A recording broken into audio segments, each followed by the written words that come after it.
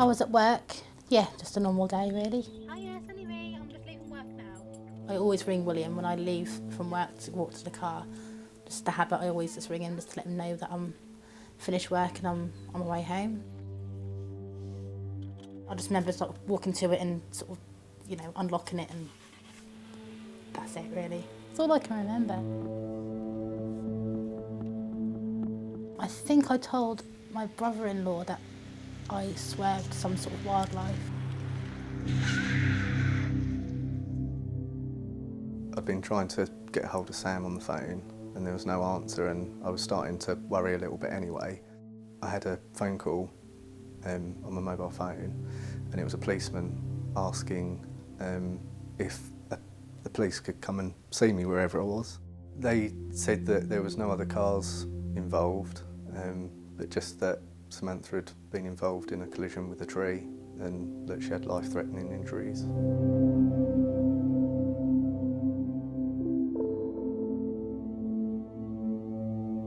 And we just raced to A&E, where Sam was there in their resus. They asked would I like to see her before she was anaesthetised, and I said obviously yes. We went to see her.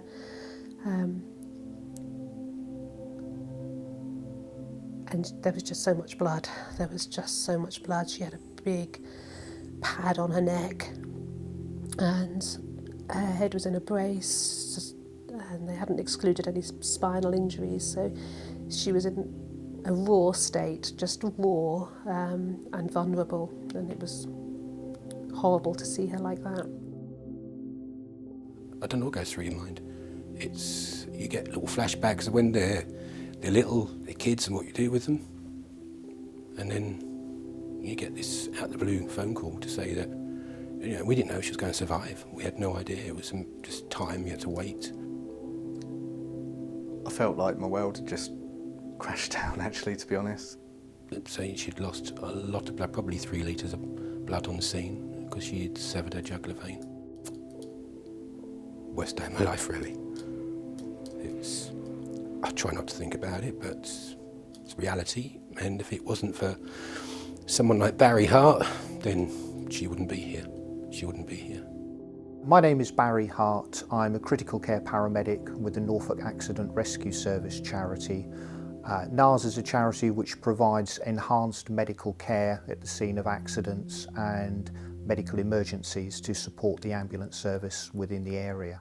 I received a call from ambulance control asking if I was available to attend a serious road traffic collision near Haddiscoe, and updated me that there was one person trapped in the vehicle with critical injuries. She also had a very serious wound to her neck, which was bleeding quite significantly, and the crew had said she'd already, there was evidence in the car that she'd lost quite a bit of blood at the time, and was not very responsive, had a very low level of consciousness, so we needed to act fairly quickly.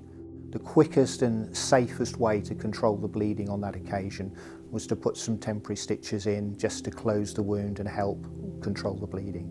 He saved her life, you know, and we really owe it to him, and we really need to let people know about NARS. You know, they really need to understand actually what they do. But it was really the A&E consultant that had told me that if Barry hadn't have acted in the way that he did at the roadside, then there would have been nothing for he or his team could have done at the hospital.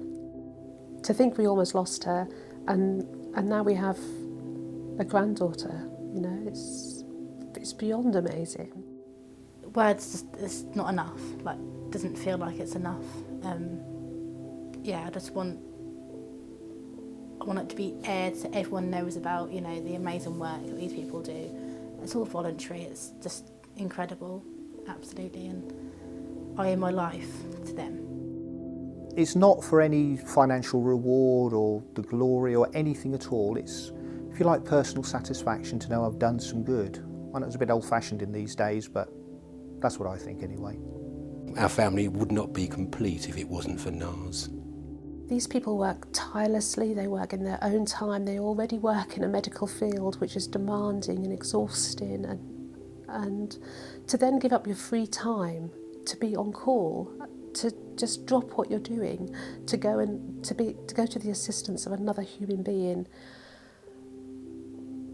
None of us knows if our survival depends on their survival.